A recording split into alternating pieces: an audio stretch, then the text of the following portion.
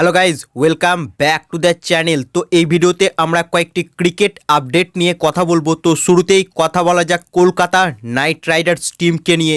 তো কেকেআর কিন্তু সমস্যায় পড়তে পারে। কলকাতা নাইট রাইডার্স টিমের 23 কোটির প্লেয়ার ভেঙ্কাটেশ আয়ার রঞ্জি ট্রফিতে কেরালার বিরুদ্ধে গুরুতর চোট পেয়েছে। হ্যাঁ ফ্রেন্ডস, কেরালার বিরুদ্ধে রঞ্জি ট্রফিতে খেলার সময় অ্যাঙ্কেল টুইস্ট হয়ে যায় ভেঙ্কাটেশ আয়ারের। এর ফলে তাকে কিন্তু মাঠ ছেড়ে উঠে যেতে হয়, অর্থাৎ চোট যাতে আরও গুরুতর না হয় সে কারণেই সে কিন্তু রিটায়ার্ড হার্ট হয়ে মাঠ থেকে উঠে গিয়েছিল। যদিও এরপর তারা পরপর উইকেট হারায়, এর ফলে ভেঙ্কাটেশ আয়ারকে আবারও ব্যাট করতে নামতে হয়েছিল এবং সে 42 রানও করেছে। তবে ভেঙ্কাটেশ আয়ারের চোট কিন্তু সমস্যা বাড়াতে পারে কেকেআর টিমের, কারণ ভেঙ্কাটেশ আয়ার যার পেছনে কেকেআর কিন্তু 23 কোটি টাকা খরচ করেছে, তাই সে কিন্তু কেকেআর টিমের একজন গুরুত্বপূর্ণ প্লেয়ার আইপিএল 2025-এ। এবং যদি কোনো কারণে ভেঙ্কাটেশ আয়ার আইপিএল থেকে রুলড আউট হয়ে যায় সেক্ষেত্রে বড়সড় ধাক্কা কিন্তু খেতে পারে কলকাতা নাইট রাইডার্স টিম। তবে ভেঙ্কাটেশ আয়ারের ইনজুরি আপডেট এখনও জানা যায়নি, অর্থাৎ তার চোট কতটা গুরুতর তা কিন্তু এখনও জানা যায়নি। তবে অনেকেই আবার ভেঙ্কাটেশ আয়ারের চোটের পর কেকেআরে তার রিপ্লেসমেন্টের কথা বলতে শুরু করে দিয়েছে। অনেকেই বলছে ভেঙ্কাটেশ আয়ারের রিপ্লেসমেন্ট হিসেবে কেকেআর পৃথ্বী শকে নিতে পারে। তবে আপাতত ভেঙ্কাটেশ আয়ারের ইনজুরি আপডেট, অর্থাৎ তাকে কতদিন মাঠের বাইরে থাকতে হবে বা তার চোট কি আদেও গুরুতর না একটা মাইনর ইনজুরি ছিল তা এখনও কিন্তু স্পষ্ট নয়। তবে ভেঙ্কাটেশ আয়ার আজকে কেরালার বিরুদ্ধে কিন্তু এক ওভারও বল করেনি, অর্থাৎ তার অ্যাঙ্কেল টুইস্ট হয়ে গিয়েছে। এই কারণেই সে কিন্তু মাঠ থেকে উঠে গিয়েছিল এবং সে কিন্তু আর ব্যাট করতে আসতো না। তবে পরপর তাদের উইকেট হারায় মধ্যপ্রদেশ, এই কারণেই সে কিন্তু আবারও ব্যাট করতে নেমেছিল এবং ব্যাট হাতে কিন্তু 42 রানও করেছিল এই ভেঙ্কাটেশ আয়ার।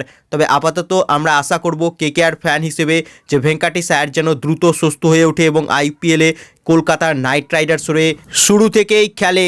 তো নেক্সট আপডেট হচ্ছে রোহিত শর্মাকে নিয়ে। তো এই মুহূর্তে চরম খারাপ সময় চলছে রোহিত শর্মার ব্যাট হাতে, অর্থাৎ দীর্ঘ কয়েক বছর পর আবারও সে কিন্তু রঞ্জি ট্রফিতে খেলতে নেমেছে, কিন্তু রঞ্জি ট্রফিতে তার কামব্যাকটা একেবারেই কিন্তু ভালো নয়। অর্থাৎ প্রথম দিন 3 রানে আউট হয়েছিল এবং আজকে আবারও 28 রানে আউট হয়ে যায় রোহিত শর্মা। অর্থাৎ ব্যাট হাতে চরম খারাপ সময়ে চলছে কিন্তু এই ভারতীয় টিমের অধিনায়ক রোহিত শর্মার, অর্থাৎ তার ব্যাট হাতে কিন্তু অফ ফর্ম কিন্তু এখনও কন্টিনিউ রয়েছে, অর্থাৎ রঞ্জি ট্রফিতেও সে কিন্তু রান পাচ্ছে না।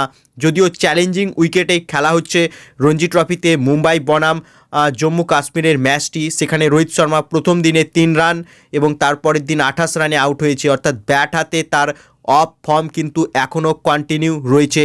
সো নেক্সট আপডেট হচ্ছে আইএল টি20 লিগকে নিয়ে। তো আজ আইএল টি20 লিগে নিজেদের 6 নম্বর ম্যাচ খেলতে নামছে Abu Dhabi Knight Riders team MI এমিরেটসের বিরুদ্ধে। অর্থাৎ প্লে অফসে টিকে থাকতে গেলে আজকের ম্যাচটি জিততেই হবে আবুধাবি নাইট রাইডার্স টিমকে, কারণ তারা অলরেডি 5 ম্যাচের মধ্যে মাত্র 2টি ম্যাচ জিতেছে এবং 3টি ম্যাচ হেরে গিয়েছে। তাই প্লে অফসে দৌড়ে টিকে থাকতে গেলে আজকে জিততেই হবে সুনীল নারিন, আন্দ্রে রাসেলদের। এবং আজ এমআই এমিরেটসের বিরুদ্ধে কিন্তু মাঠে নামছে Abu Dhabi Knight Riders team. So friends, তোমাদের কি মনে হচ্ছে আজ কি জয়লাভ করতে পারবে এমআই এমিরেটসের বিরুদ্ধে সুনীল নারিন, আন্দ্রে রাসেলদের আবুধাবি নাইট রাইডার্স টিম? তোমাদের কি মতামত এ বিষয়ে তা কমেন্ট করে জানাও। তো এই ছিল আজকের ভিডিওটি ভালো লাগলে ভিডিওটিকে করো লাইক এবং ক্রিকেট জগতের আরও খবর পাওয়ার জন্য চ্যানেলকে করো সাবস্ক্রাইব। ধন্যবাদ।